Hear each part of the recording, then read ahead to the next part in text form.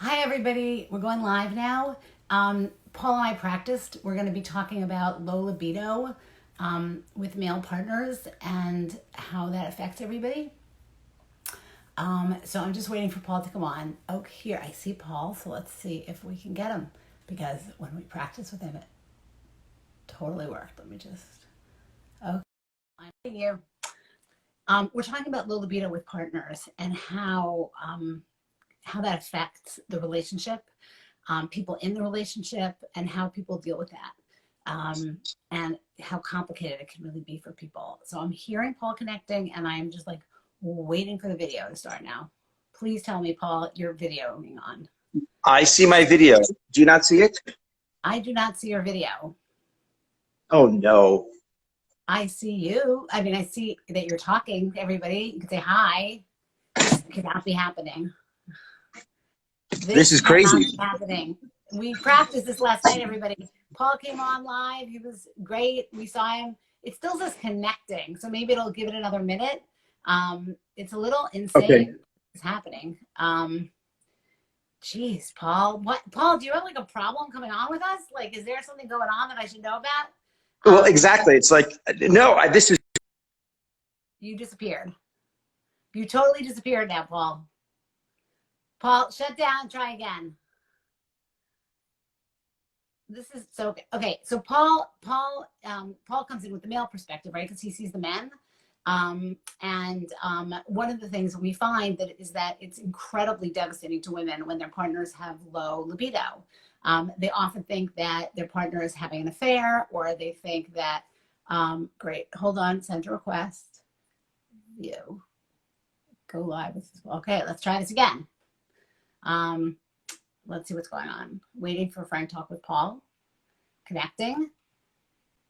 Ah, you're do you see me there. now? It's like a There miracle we in our go. time. Okay, Paul. So happy to see you. I'm sure everybody else is super happy to see you too because they're tired of having me talk. I know. I So miss you. You know, usually we sit in the offices and we like pop into each other's office, and I love the piano behind you, Paul. Do you play? yes, I do. And Paul sings. Paul's an opera singer, but that's for another time. So let's jump right to it because we're like a little slow getting into it. But Paul is the therapist. Paul Nelson is the therapist who deals primarily with the men. Every once in a while, we pull him in for the women, the same way every once in a while he pulls in one of the women to talk to the men. But for the most part, Paul deals with the men. So Paul is a male sex expert. And yeah, and he started a very popular website called Frank Talk with Paul Nelson. But for the first year I knew him, I called him Frank because this website was called Frank Talks. Anyway, okay, let's get to now, guys. We want to talk about low libido in men, and what Paul and I were thinking was that first we got to define what the hell that was. What does that mean, right? Like, what does it mean? So for a woman, and then you can say what it means for a man, but for a woman, it means that her husband or her partner just doesn't want to have sex with her, or doesn't seem to be interested in having sex, any kind of sex. Um, and that can be really devastating for women, and they don't understand what's going on, and they immediately jump to the assumption that something their partner's having an affair, they're not interested, they don't find them attractive anymore. But for women, it's really clearly defined as men not being interested in having sex of any sort with them. Now you tell me how the men define low libido. That's so. I mean, it's so fascinating that that's the definition you go to. For men, they intellectually want to have sex. They would like to have sex with their partner. They love having sex with their partner. They describe it as if they love a great steak, someone puts a great steak in front of them, they go, oh, this smells good. I have no interest in eating it. It doesn't occur to me to eat the steak. It smells good. It looks great. It's wonderful. Doesn't even occur to me to take a bite. And so it has nothing to do with the partner. And I know this sounds crazy, Well, to be but fair, Paul, sometimes it does. Like, we can't totally say it oh, well, definitely yes, with the it partner. depends. Yes, if it's true medical low libido, you're right. Yes, Medically, exactly. Well, no, when you're talking about, right, when you're talking about like medical definition of low libido, I'm talking about the experience of low libido, because sometimes okay. it does have to do with the partner and sometimes it does have to do with the relationship, but you, we can't assume it does. So just for curiosity, of the men that you see that come in with low libido, right? How Mhm. many of them does it have to do with the relationship and or their attraction to their partner versus something physiological that's going on with them? 5% at most. Did you hear that? So 90. All you women out there who are listening to this. Now we do see, look, we do see a specific population, right? Because if a guy was like running around with 10 women and having affairs, he wouldn't necessarily be coming into us for help. Right. Okay. Right. Go ahead. And one of the interesting things we ask guys is they'll say, well, I haven't had sex with my wife, or once a month. How often are you masturbating? And if they go, oh, I forget to masturbate, it doesn't occur to me to masturbate, then that's a big clue that there is a real hormonal, something's going on medically, because it has nothing to do with the partner then. Absolutely. Okay. So we've kind of defined low libido. Let's talk a little bit about why it's so hard to talk about low libido. So you want to start? Why don't you take the ball on this one? Because you can talk about why it's hard for men, and I'll talk about why it's so hard for the women. Sure. Well, it's difficult to talk about sex, period. But men wrap up their if you can relate to that, folks, send us some hearts or thumbs up, because it is just freaking hard to talk about sex. I mean, for us not, but for things, yes. And with that, and this is gross generalities, of course, but for most men, their whole identity of their masculinity, who they are as a man, is wrapped up in their sexual performance. And that performance, they've been taught, basically, in the short term is, most men have been taught to basically recreate a porn scene. So you make out, you play with each other, you penetrate, she comes, you come, there, that was the perfect porn scene. And if something goes out of whack there, it's a disaster, it's humiliation, you're a failure, you lose your man card. Right. So that's why it's so difficult to talk about, because it's so borders on humiliation and shame and guilt, and I'm not a real man, and I'm a loser, and just have another drink. Love that. I think that we live in a society where we give room for women to have low libido. I have a lot to say about that, and we can talk about that in another time. But we don't give room for men to never want to have sex. Like, I feel like women really walk around thinking that most men want to have sex all the time. Now, yeah, it is true that there's that statistic that men think about sex, 7 times a minute? I don't know what the statistic is, but that's every 7. But it's fake. It's a lie. It's a horrible lie. Men do not think about sex like that. And also, you can't assume that a 30-year-old man who works and has, a job and a family is going to be in the same category as a 16-year-old boy or a 19-year-old boy. Who, so let's just get something straight. Like, men are not walking around being sex machines. And so if a guy doesn't want to have sex, it's not like, oh my God, it's an alien from outer space. Like, men are people too. Right. I ask a lot of my patients, I said, if it's 11 o'clock at night and you're exhausted and you look at the bed, do you think about sleep or sex? And the guys are like, sleep. Are you kidding? No. I want to tell, again, this is gross generalizations, but I will say men tend to be single-minded. If they're hungry, they want to eat. If they're tired, they want to sleep. Sex, when it's at the front of their mind, then they want sex. But that lie that we've been led to believe that men just want sex 24/7 is a pernicious lie for both women and men. Because men, if they turn down sex, well, something's wrong with me because I'm supposed to want it 24/7. I'm a loser. Right. And so it's so compounded, so many layers of guilt and shame and lies, and it's a mess. So what's interesting is that I think it's really hard for men to, in general in life, to be able to say, like, I'm not in the mood for sex. Like, I think that's hard. And they do not have permission to do that. You're right. Yeah, they don't have permission. That's a great way to say it. And then if they happen to be on the lower libido scale for any number of reasons, and we'll talk about that in a minute, it makes it just so much worse for them, because now it's not even like they want to have sex twice a week, right? They may not want to have sex even once a week or once a month. And then they really, really feel like there's something seriously damaged about them and themselves, and they don't want to talk about it. But meanwhile, so here's an interesting question. Is it harder for them or their partners? And I think we could have a he said, she said on this one. Yeah. You want to start talking about that? Or you want me to start talking about the partner, what the partner's thinking? It's a lose-lose situation because we're all believing the same lies about sex. Right.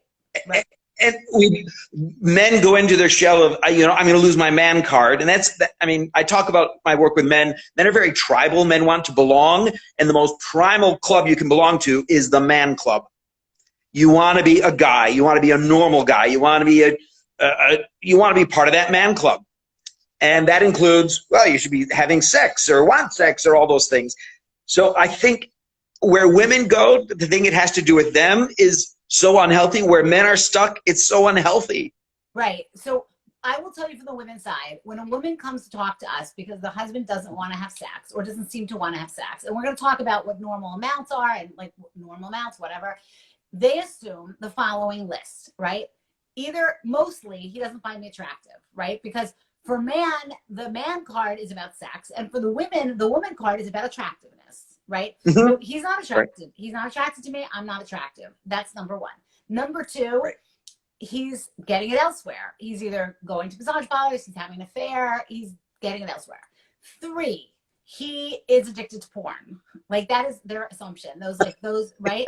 Right. And then they go into a really, really horrible dark place where like, and this is not, honestly, I have to say this is not crazy women. This is like your average woman who comes in, who takes a half an hour to talk about the fact that her husband doesn't seem to be initiating sex anymore. And we'll talk about the fact that if his libido's a little low, and he's still expected to initiate, oh my God. And then she will just crumble to pieces because really deep in her heart, she feels like she is unlovable and undesirable if he doesn't want to have sex. Yes. And I tell guys, when it comes to erectile dysfunction, women have been told their whole life, if a guy's into you, he gets a boner. Right? And that's just not true. Again, it's another lie. And yes, what you said about he has low libido and he's supposed to initiate sex, but men have been taught, oh, I have sex when I'm horny. Therefore, if I'm not horny, I'm not going to have sex. And so that's a real problem. You and I have talked about this, the fact that we were never taught to own our sex lives, thinking, I equate it, if I'm going to be in the car for 3 hours, I go to the bathroom, right? It's just, I go because it's a good time to go. And I go, wow, I should have sex with my partner once a week to keep us on track. Doesn't matter whether I'm horny or not. It's about connection. It's not about a porn scene. It's, okay, I got to see some hearts here. I got to see some hearts here, guys. Okay, go on, yeah. And so reminding ourselves that, I tell people, you may not want to recreate the porn scene. That's okay. Give each other a great massage, lots of kissing, touching, hugging. My joke, blow raspberries on your belly. Right. Whatever, you're having fun and play, and the good result of sex is connection, not an orgasm. So that is super, super important, I think, for people to hear. And then the question becomes kind of like when people, so let's talk about regularity of sex, some kind of sex. And I'm not going to define this as intercourse or just, Right. blowjobs or orgasm, but let's say some kind of sexual activity. So I'm always getting asked like what a normal amount of sexual activity is. And I hate that question, like all good sex therapists, because I'm supposed to say, I'm getting lots of hearts here. I hate that question because there's no normal amount of sex, right? There's what works for you and what works for me and what works for us as a couple. And that is the normal amount of sex. However, having gotten pushed and pushed, there is research and data out there, guys, now, just if you're interested. So on average, the top of that bell curve, okay? Not like, it's not, the average is that on average, couples' happiness rises the more often they have sex until it hits once a week. Once a week, okay? That doesn't mean you can't have sex 5 times a week and be happier that way. That's great. But on average, people's happiness, meaning that on the average, if you don't have sex once a week, if you're having sex once every other week or once a month, that's when sort of cracks start to show. And that is sort of, just to give you all a reality check, for all of you out there who think that people are having sex 5 times a week. Just one. Now, there are people who are doing that, and that works great for them. And there are people who have sex once every other week, and that works great for them. But that's an average. So now let's talk about a man who really doesn't ever seem interested in sex at all of any type with his partner. And, we could spend a lot of time talking about like learning to touch each other in all kinds of other ways, but let's talk about what is happening. If it isn't an affair and it isn't a massage parlor and it isn't a porn addiction, and it may be those things, and we can talk about that too, but let's talk about the other 95%, because that really is usually, or not, let's say the other 85%. Right? Fair enough. So what is it? What makes a guy have low desire or low interest in sex? The number one culprit is low testosterone, right? And newsflash, across the country, men's testosterone levels are plummeting. It's pandemic. It's the food we eat. It's the water we drink. It's stress. It's pollution. It's hormones in the meat. It's we are just, it's our modern lifestyle is not compatible with good levels of testosterone. So we see men as young as 20. To be fair, we're also living longer and testosterone drops as you get older. Yes, right. yes. So to be fair, if a 40-year-old testosterone is not going to be the same as a 50 nor 60 nor 70, to be totally no, fair. no, exactly. Right. And the one big thing that we get into trouble with, and this is minutia, but just put it in the back of your head, there's total testosterone, which is where a lot of doctors or a lot of practitioners will measure, here's your testosterone. They don't measure your free testosterone, which is really what gives you your libido. And so you can have a big, great, perfect number of regular testosterone, total testosterone, but your free testosterone, if it's not right, you're not going to be functioning properly. Somebody just asked us if exercise can increase your testosterone level. Yes, indirectly. I mean, it's really, I often say, just like we can't control insulin levels, I mean, we can optimize them, we can get out of the way of them. So yes, body fat absorbs testosterone. So if you have a lot of the squishy fat, it's going to interfere with testosterone. The more muscle you have, the better your body's using the testosterone. So absolutely, testosterone, you're going to enhance your testosterone through exercise, 100%. And the reverse is true too. So the people who get on testosterone, if I remember this stat correctly, lose on average the first year 10 pounds of fat and gain 10 pounds of muscle. Body fat. Mm-hmm. Yeah. They end up getting 10 pounds of muscle. So it kind of works in a converse way also. But the truth is, even before we get into testosterone, and I agree with you, I think the number one thing is testosterone. And you mentioned the things that cause it, but they can also just cause the libido themselves, right? Exhaustion. Like, what are the classic? Oh. Yeah. Anxiety and depression are the mental health. Anxiety and depression, stress, work, pressure, all that, the stress of life, that is the number one killer. That's not biological. And what's so fascinating is this is where the not being willing to talk about it becomes a real problem, because my experience of the women who come in with the partners who have a low libido and then sort of bring it up with the partners, they're really defensive about it. The men are defensive? Yeah. They're defensive. Yeah. They're defensive about it, and they also are confused about it. Like, it's not like it's not like you're sitting there and say, you know what, Janet, I have low libido, and the reason I have low libido, I don't know, and I'm going to go find out. It never works that way, right? Well, and I think the men don't realize they have low libido. But again, say the whole single, I'm so wrapped up with what's right in front of me, I'm not looking at the big picture of my life and how's the relationship and how's my partner and all the bases covered. And men generally, the defensive, they generally hear it as, of course, a criticism, because that's what it's just, you're failing as a sex partner. And so, and they're like, I got a million things coming at me and now I have to do sex right. And I think that's what triggers that defensiveness. Yeah, somebody just added in here so much shame. Yeah, I mean, the men have so much shame about this. And for the partners, it's really important to so this is like a classic couples thing, right? Because the man is having low libido. Either he's denying it, which is classic male behavior, just being in denial. Or if he's identified it or he sees peaks of it, allows himself to see peaks of it, he has so much shame.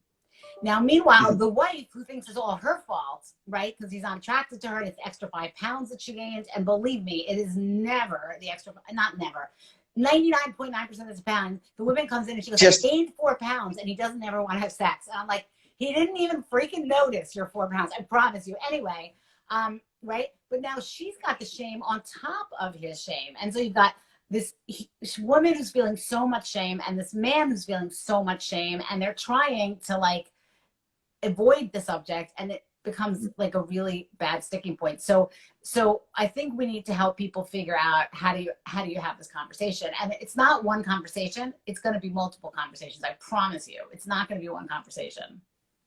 Right. It's a hard conversation because we're battling so many ingrained cultural beliefs. And so if someone says, well, we're not having sex, the man instantly goes to the porn scene sex, right? And if she says, would you please just touch me or cuddle me?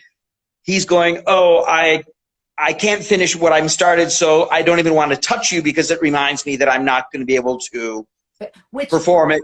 Which also raises another question. A lot of times men's low libido is almost secondary to erection problems, right? Yes.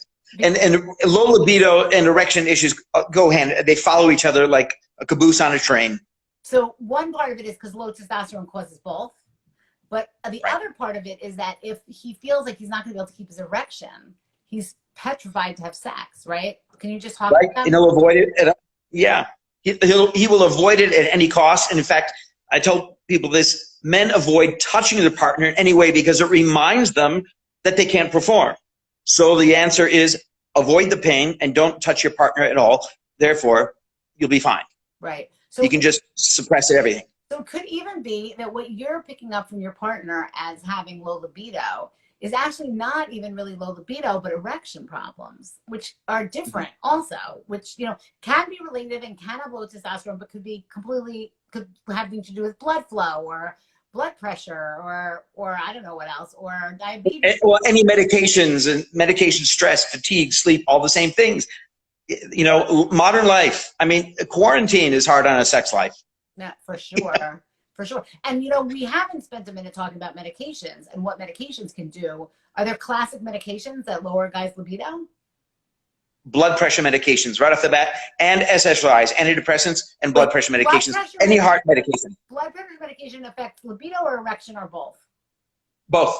Both. Really? Okay. So blood pressure medication. Listeners, everybody listening to that? Because I'm sure there are people listening with blood pressure medication. Okay. What else did you say? SSRIs. And any heart medication. Any heart medication. And SSRIs. Antidepressants. Antidepressants, you guys. I don't know if you know that SSRIs are like Effexor, Lexapro, Zoloft, all of that category, Prozac, that category of medications, which are great antidepressants, but they have a dramatic effect on both libido and erection and orgasm, actually, for men and for women. So that's a really important thing to know, right? Okay. Yeah. So a woman looks around. Now, the other thing I want to say, which maybe you're not aware of, but I've seen women and they always blame themselves for everything. Women are really good at blaming themselves for everything. You can send me some hearts on that because it's totally true. So a woman will come on to me and say something like, well, we're not having sex. We're not having any sex and he's never approaching me anymore and it's all my fault. Okay, tell me how it's your fault. Well, I, never approached him, so he's given up approaching me. How long have you been married? 35 years. And when did this start that he stopped approaching you? 2 years ago. So you're telling me that for 33 years, he approached you with no problem, and that's why you had sex. And now in the last 2 years, he's not approaching you, which is why you're not having any sex. And you're convinced it's because of the 33 years when you didn't approach him, right? Well, let's get a right. It's amazing to me. Amazing. Women will go to any reality rather than realizing that their partner has low libido. And right? I think some of that. That's amazing. That's amazing to hear you say that. Right. They twist reality to blame it on them. They'll do anything to blame themselves. So it's fascinating to me. So part of it is just our women's tendency to blame ourselves. Honestly, I also think it has to do with control. Like if it's my fault, I may be able to fix it. If it's not my fault, if it's his fault, then I don't know if he's going to want to fix it. And that's much harder in some ways. So you know what I mean? It's a double-edged sword. But the women are always taking the blame on the men with the low libido. So first of all, what age do you see the low libido rearing its head most likely? Like, do you feel like it happens at a certain age? Certainly, approaching middle age. The big bulk is 40s, 50s. We see it all, but we even see low testosterone in a 20-year-old. It's everywhere. So never assume it's anybody's fault. Always assume there's probably a medical problem behind it. Start with medical. You can fix medical so much easier than you can. I mean, that's the first thing to rule out. And what about like gym rats? And because we're talking about low testosterone. So if they're like popping testosterone, are they going to have great libidos? No. I know the answer, Paul. I'm just like feeding you the question. I know. It's like right. It's sort of like if you goose yourself a lot of insulin, you'll be super skinny, right? No. Love that analogy. Yep. Go ahead. Why not? No. So libido and the whole interaction of your body chemistry is unique to everybody, and it's a delicate balance. It works, except when it doesn't. But the answer isn't always, oh, just flood with testosterone, that'll take care of all your problems. Not at all. And also, if you're abusing testosterone, it shuts down the testosterone, whatever. If you're taking exogenous, your body stops making testosterone, exactly. And the testes shrink, and eventually the penis shrinks. Exactly. And so it can cause eventually ED if you use too much testosterone. Right. Exactly. So anyway, all right. So now let's talk about how people fix this problem.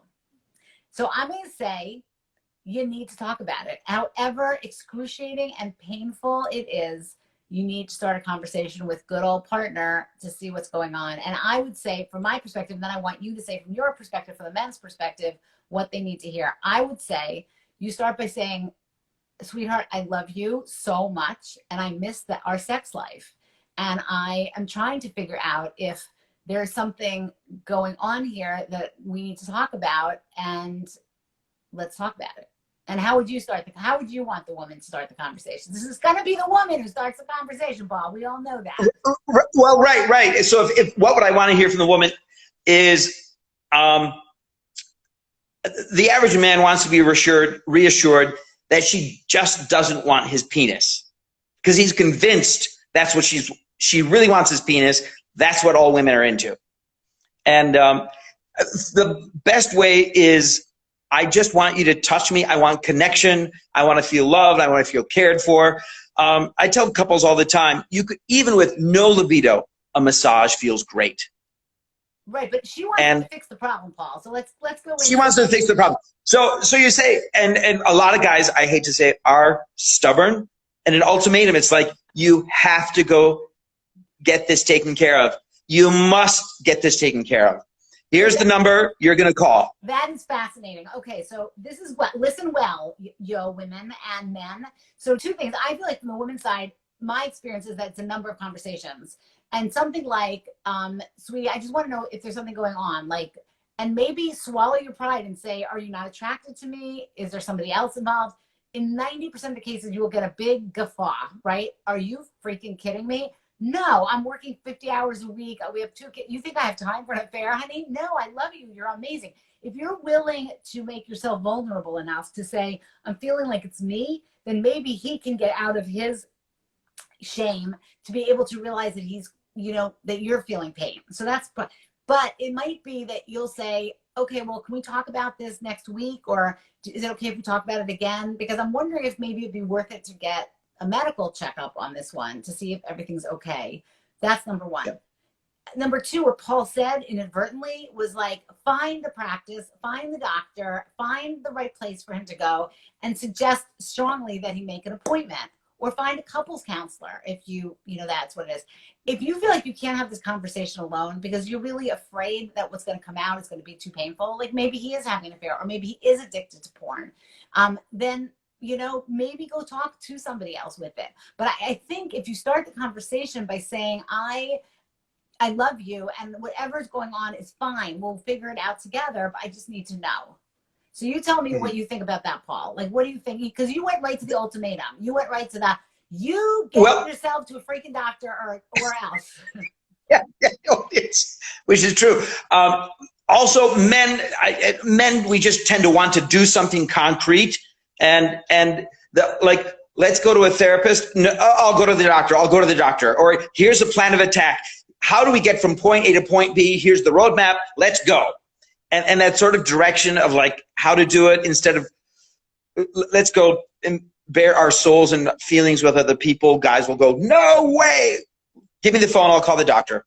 Right, and that's what. And the truth is, not to be an advertisement for Maze, which is what's about to come, not intentionally, is that one of the things we do, you guys do on the men's side, is a guy comes in for the medical piece, but you really do take a full sexual health history to get what's going on and relationships. So you'll pick up if there's something else going on there, which theoretically there could be, There could be. Yeah, exactly. And the other thing is that, most women are afraid to start this conversation because they're afraid that they're going to find out something they don't want to find out, right? They're afraid they're going to find out that the guy's having an affair or he's not attracted to them.